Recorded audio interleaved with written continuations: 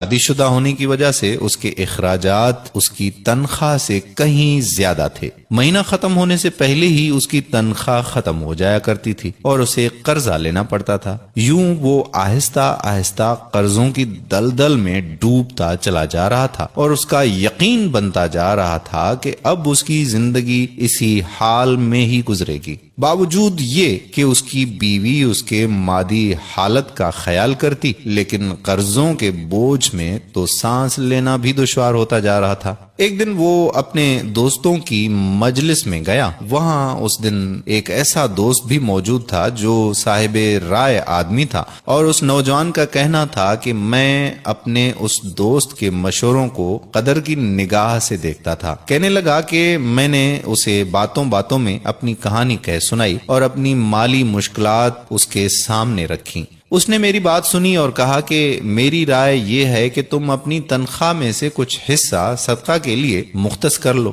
اس سعودی نوجوان نے حیرت سے کہا کہ جناب، مجھے تو گھر کے خرچے پورے کرنے کے لیے قرضے لینے پڑتے ہیں اور آپ صدقہ نکالنے کا کہہ رہے ہیں۔ خیر، میں نے گھر آ کر اپنی بیوی کو ساری بات بتائی تو بیوی کہنے لگی کہ تجربہ کرنے میں بھلا کیا حرج ہے، ہو سکتا ہے کہ اللہ تعالی تم پر رزق کے دروازے کھول دے۔ کہتا ہے کہ میں نے ماہانہ 4000 ریال میں سے 30 ریال صدقے کے لیے مختص کرنے کا ارادہ کیا اور مہینے کے آخر میں اسے ادا کرنا شروع کر دیا۔ سبحان اللہ، قسم کھا کر کہتا ہوں کہ میری تو حالت ہی بدل گئی۔ کہاں میں ہر وقت مالی ٹینشنوں میں اور سوچوں میں رہتا تھا، اور کہاں اب میری زندگی گویا پھول ہو گئی ہو جیسے، ہلکی پھلکی، آسان۔ قرضوں کے باوجود میں خود کو آزاد محسوس کرتا تھا۔ ایک ایسا ذہنی سکون تھا کہ میں بیان نہیں کر سکتا۔ پھر چند ماہ بعد میں نے اپنی زندگی کو سیٹ کرنا شروع کر دیا،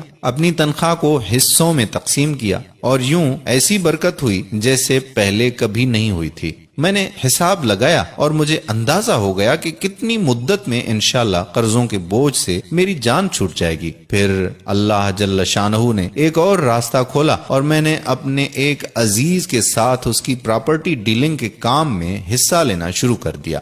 میں اسے گاہک لا کر دیتا اور اس پر مجھے مناسب پروفٹ حاصل ہو جاتا۔ الحمدللہ، میں جب بھی کسی گاہک کے پاس جاتا وہ مجھے کسی دوسرے تک رہنمائی ضرور کرتا۔ میں یہاں پر بھی وہی عمل دہراتا کہ مجھے جب بھی پروفٹ ملتا میں اس میں سے اللہ کے لیے صدقہ ضرور نکالتا۔ وہ کہتا ہے کہ اللہ کی قسم، صدقہ کیا ہے کوئی نہیں جانتا سوائے اس کے کہ جس نے اسے آزمایا ہو۔ صدقہ کرو اور صبر سے چلو، اللہ کے فضل و کرم سے خیر و برکتیں اپنی آنکھوں سے دیکھو گے۔ تو میرے پیارے بھائیوں اور محترم بہنوں، صدقے کی بہت زیادہ اہمیت ہے۔ جتنا ہو سکے زیادہ سے زیادہ صدقہ کریں۔ ایک صدقہ تو آپ ابھی اس وقت نکال سکتے ہیں، اور وہ صدقہ یہ ہے کہ آپ اس ویڈیو کو زیادہ سے زیادہ شیئر کریں تاکہ لوگوں کو صدقہ کرنے کی توفیق ہو، اور جو بھی صدقہ کرے گا اس کا ثواب آپ کو بھی ملے گا اور ہمیں بھی ملے گا۔ جب آپ کسی مسلمان کو تنخواہ میں سے صدقے کے لیے رقم مختص کرنے کا کہیں گے اور وہ اس پر عمل کرے گا تو آپ کو بھی اتنا ہی اجر ملے گا جتنا صدقہ کرنے والے کو ملے گا، اور صدقہ دینے والے کے اجر میں کوئی بھی کمی واقع نہیں ہوگی۔ سوچئے، آپ اس دنیا سے چلے جائیں گے اور آپ کے سبب آپ کے پیچھے کوئی صدقہ کر رہا ہوگا۔ صدقے کی نیت سے اس ویڈیو کو زیادہ سے زیادہ اپنے دوستوں